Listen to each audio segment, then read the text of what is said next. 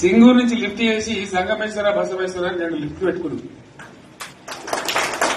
2 తాలూకాలకు రెండింటికి కూడా లక్ష ఎకరాల పైచీలకు వచ్చేట్టు ఎకరాల నీళ్ళ స్టెట్ పెట్టుకున్నాం. మళ్ళీ మన నుంచే కావాలి, మళ్ళీ ఈ లైన్లో రావాలి.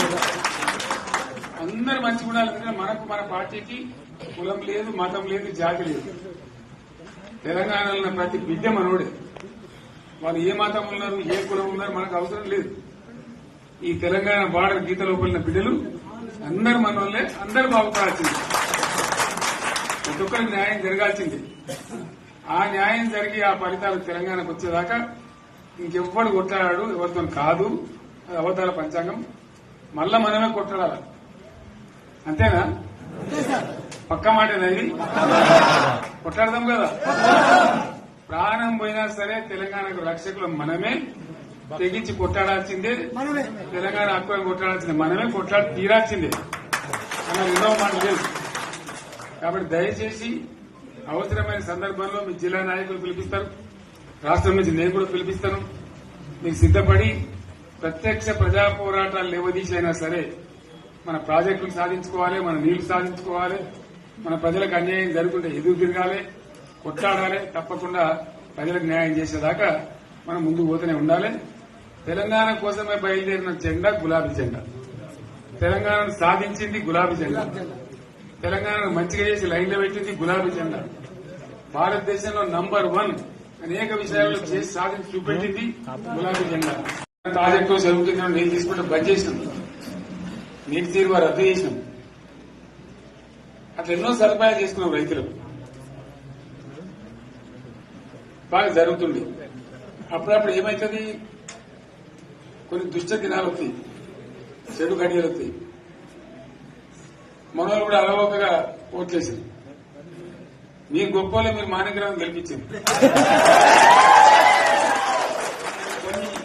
కొన్ని నియోజకవర్గాలలో అత్యాశకు పోయి నేను చెప్పిన కూడా అప్పుడు మంది మాటలు పట్టుకొని మారమానం పోతే మళ్ళీ చివరికి ఇల్లు కట్టుకుంటారు. వీళ్ళని నమ్మితే అమాంతం మోసపోతాం. సార్ ఇప్పుడు రైతు బంధుకు రామరామ అంటారు, దళిత బంధుకు జైబీ అంటారు. వీళ్ళు ముంచుతారా నాయన అని చెప్పినండి. చెప్తే దొంగలు ఆయన వాడు తులం బంగారం ఇంత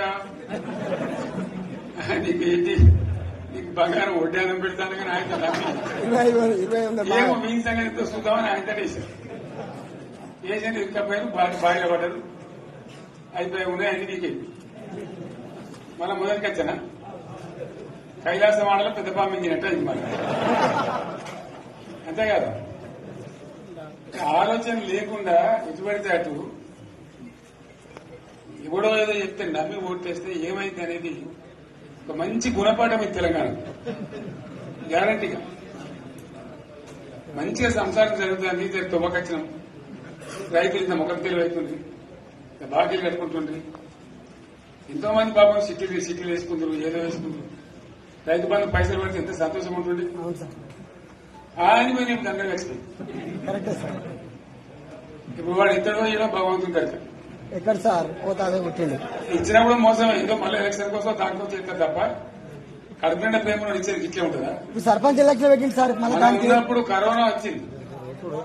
కరోనా వస్తే కూడా రైతు బంధు ఆపలేదు. కరోనా వచ్చి రాష్ట్రానికి రూపాయి ఆదాయం రాకుండా 4-5 మంచి స్కీములు తెచ్చి వాళ్ళకి కాపాడుకున్నారు. గౌరవంగా బతికింది రైతులు. బీమా వచ్చినండి. రైతు బీమా పెడితే ఎంతమందికి సాయం జరిగింది? గుంట భూమి ఉన్న కూడా మంచిగా సాయం జరిగింది. చిన్న రైతు కూడా సాయం జరిగింది.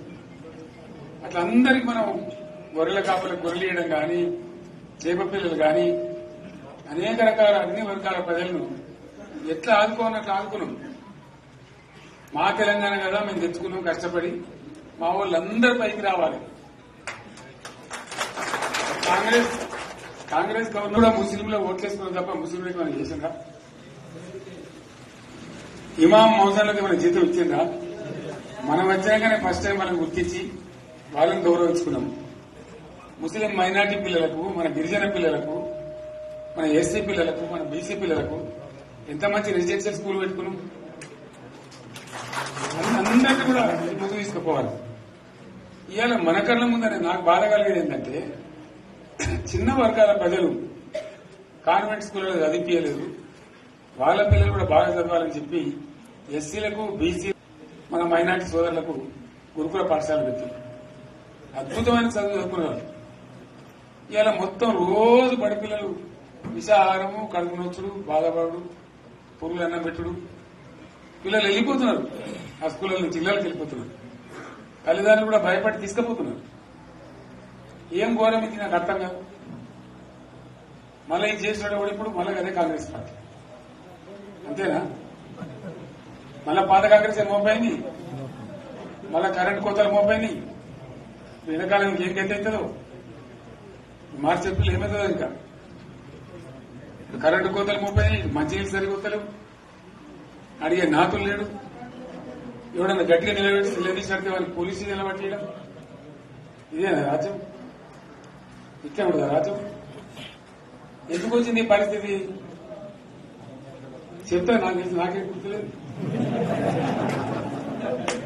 నేనేమంటున్నా అంటే ఇట్లా అనేక పనులు చేసుకున్నాం. మనం గోదావరి నుంచి నీళ్లు తెచ్చుకున్నాం. నీళ్లు తెచ్చుకొని మంచినీళ్ళ తర్వాత సాగునీళ్ళు ఎప్పుడబడ్డాయి. మెదక్లో యువతల ప్రాంతం అంతా కొంత అందినే నీళ్లు, పాత మెదక్ జిల్లా నీరు మిగిలిపోయినాయి. మన 2 తాలూకాలు నారాయణఖేడ్, జైరాబాద్, వాళ్ళకి నీళ్లు రావాలి. ఎట్లా రావాలి? గోదావరి నీళ్లు సింగూరు ఓ టైంలో నిండుతుంది, ఓ టైంలో నిండదు. మరి నిండినప్పుడు ఎట్లా గోదావరి నీళ్ళెద్దు? సరే, నేను గంభీరంగా మౌనంగా చూస్తున్నా. లేదాం సార్, నేను కొడితే వట్టి కొట్టు నాకు అలవాటు లేదు కదా. చూద్దాము.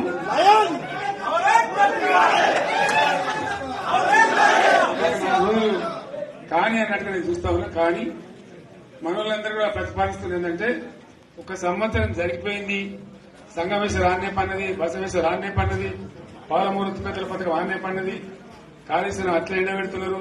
ఇవన్నీ అన్యాయాలున్నాయి. కాబట్టి ఫిబ్రవరి నెలాఖరులో ఒక పెద్ద బహిరంగ సభ పెట్టాలి, ఇలా కథ చూడాలి అని జరుగుతూ ఉంది.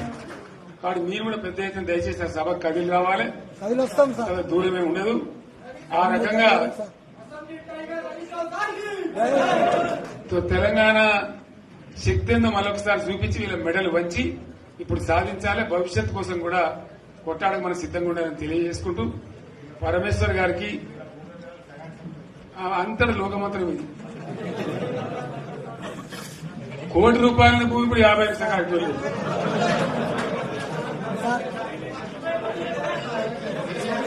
ఈ ఒక్కని బాధగా ఒక ఆయన వచ్చింది. మన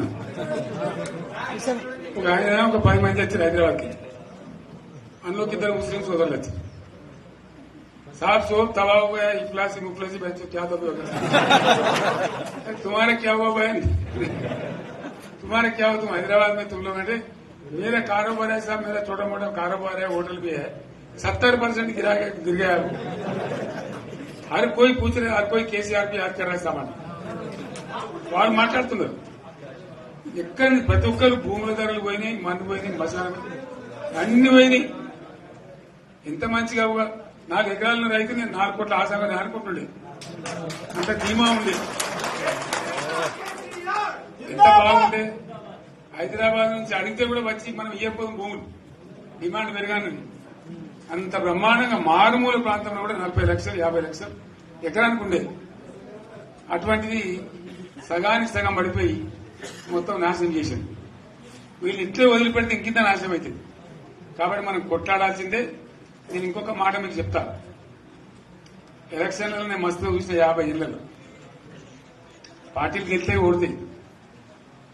ఇంత మాయలు ఏడాది లోపలనే కాంగ్రెస్ పార్టీ దొరికితే కొడతామన్నా నాకు గొప్పగా.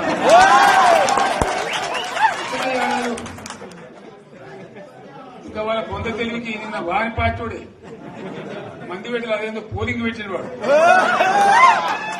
చూసిరా మీరు? ఆ పోలింగ్ పెడితే 70% మనకు వచ్చింది, 30% మనకు. వాడు పెట్టింది మనం పెట్టింది కాదు. 75 ఈ పరిస్థితి. అదే నేను ఏమంటున్నా అంటే ఫామ్ హౌస్ అంటే ఈడ ఏముంటది, వారి ఉంటది, మాకు ఉంటది, అలా ఉంటది. కాంగ్రెస్ వాళ్ళతో మనిషి చేస్తే పారబడి తవ్వచ్చు కూడా లంగత దీని ఫామ్ హౌస్ అని మనం బదనాం చేసి అంతే కదా. నేను ఏమంటున్నానంటే అన్ని మబ్బులు వీడిపోయినట్టు ప్రజలకు అన్ని తెలిసిపోతున్నాయి. మంచి ఏంది, చెడ్డ ఏంది, ఏం జరిగింది అన్ని ఇంకా ఘోరమైందని చెప్తున్నా. వీళ్ళ తెలియదక్కతనానికి ఏమైంది, నిన్న మొన్న రిపోర్ట్ వచ్చింది.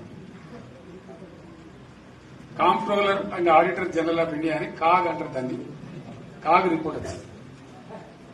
పోయిన సంవత్సరం మన గవర్నమెంట్ లో వచ్చిన ఆదాయం కంటే 13,000 కోట్ల రూపాయల ఆదాయం తగ్గిపోయింది. ఇంకా మార్చి పోయే వరకల్లా ఇంకో 3-4 కోట్ల అంటే 15,000 కోట్ల ఆదాయం పోతుంది. మన గవర్నమెంట్ ఉన్నప్పుడు ప్రతి ఏడాది 15,000 కోట్లు పెంచుకుంటూ పోయినాయి, చేసుకుంటూ పోయింది. ఏడాది 10 నుంచి 15,000 కోట్ల ఆదాయం పెరిగేది మన టైంలో. అంత జాగ్రత్తగా మనం వ్యవహారం చేస్తాం. ఇలా ఉల్టా 15,000 కోట్లు పడిపోయింది. ఇంకా వాడేమిస్తాడుగా, ఇంకో ఇతర ఇంకో 4-5 నెలలైతే జీతాలే కష్టమైంది ఉంటుంది. అందరు పెండింగ్ పెట్టి రిటైర్ అయిన దొరుకుతారు పైసలు మీరు చూస్తారు కదా పేపర్లలో.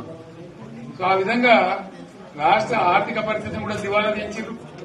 ఇవాళనేం కాదు, 100% ఇప్పటికే ప్రజల నిర్ణయానికి వచ్చారు. డెఫినెట్ గా రాబోయే గవర్నమెంట్ మనదే అని అనుమానం కూడా అవసరం లేదు.